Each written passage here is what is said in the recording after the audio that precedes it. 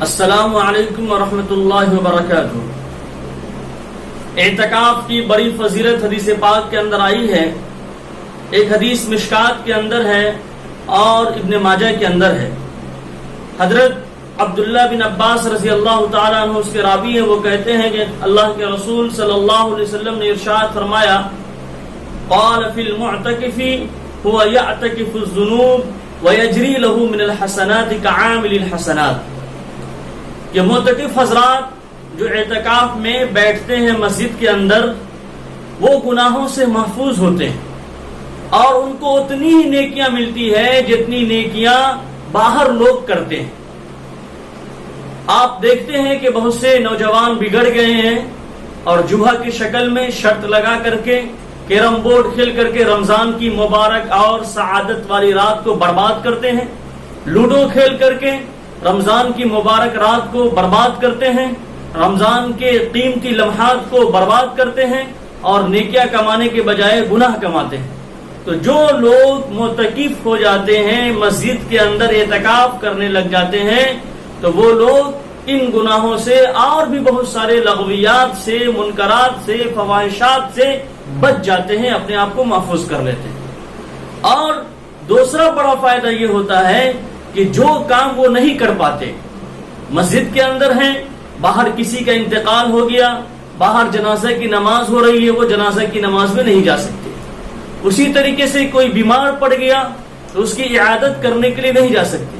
اور بھی بہت سارے کام ہیں نیکی کے جو باہر کے لوگ کرتے ہیں، اس کو تو معتکف حضرات اس کو نہیں کر پاتے ہیں۔ اللہ تبارک و تعالی اعتکاف کرنے والوں پر فضل فرماتا ہے، کرم فرماتا ہے، رحم فرماتا ہے کہ ان کو بھی وہ ثواب عطا فرماتا ہے۔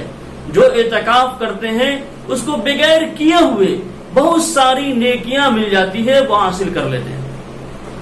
اب ایک سمجھنا یہ ہے کہ اعتکاف کس کو کہتے ہیں؟ تو اعتکاف کہتے ہیں کہ مرد حضرات کے لیے ایسی مسجد میں اعتکاف کرنا، رکنا، ٹھہرنا جس میں 5 وقت نماز ادا کی جاتی ہے، ایسی مسجد کا ہونا ضروری ہے۔ وہاں وہ اعتکاف کریں گے۔ جہاں 5 وقت کی نماز مسجد کے اندر ادا نہیں ہوتی ہے، وہاں اعتکاف صحیح اور درست نہیں ہے۔ اور خواتین حضرات مستورات کے لیے گھر کی مسجد وہ ہے، اگر اشترا روم ہے، اللہ تعالیٰ نے کشادگی دی ہے، تو ایک روم کیا ہے کہ وہ بنا لے، ایک کمرہ بنا لے، اسی میں وہ نماز، روزہ اور جو بھی عبادت تلاوت کرنا ہے کرے، اسی میں وہ اعتکاف کرے۔ اگر اتنی کشادگی نہیں ہے، ایک ہی روم ہے، تو روم کے ایک کنارے میں جہاں وہ نماز ادا کرتی ہے وہیں وہ اپنا مصلی بچھا کر کے بیٹھ جائے اور گھر کا کام بھی وہ لے سکتی ہے اور اسی میں رہنا ہے، ذکر اور تلاوت، عبادت، استغفار اور نماز کے وقت نماز ادا کرنا، اسی میں رہنا ہے۔ عورتوں کے لیے گھر کی مسجد میں اعتکاف ہے اور مرد حضرات کے لیے محلے کی مسجد میں اعتکاف ہے، جہاں 5 نمازیں جماعت کے ساتھ ادا کی جاتی ہیں۔ اعتکاف کی 3 قسمیں ہوتی ہے۔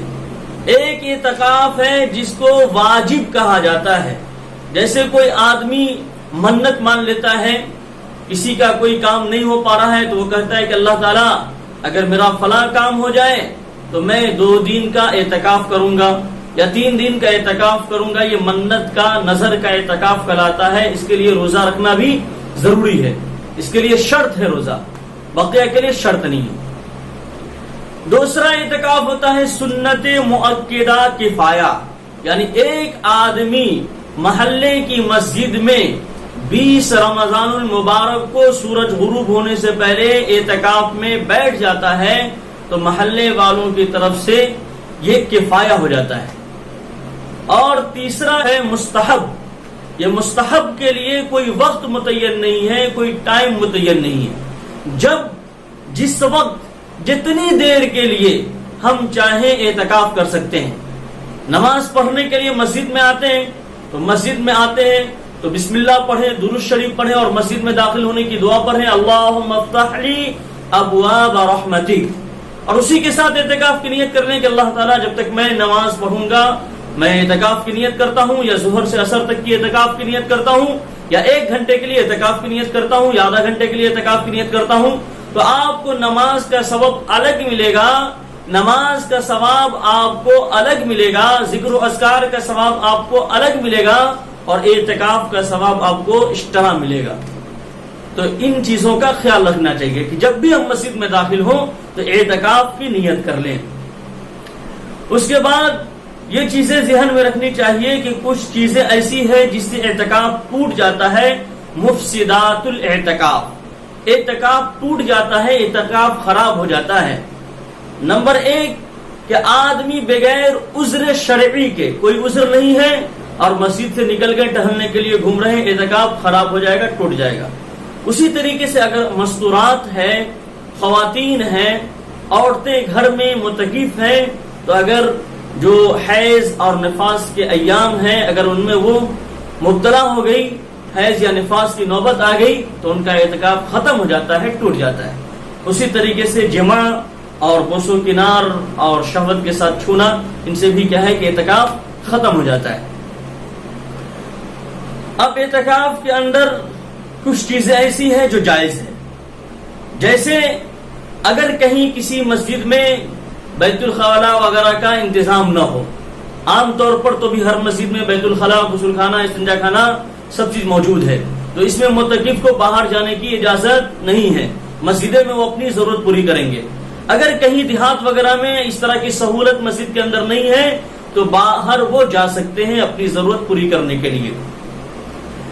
اور کھانا وغیرہ مسجد میں اعتکاف کرنے والے کھائیں، اور وہیں سونا ہے، اور وہیں ذکر و اذکار میں مشغول رہنا ہے، نیک کام میں مشغول رہنا ہے، اسی میں لگے رہنا ہے۔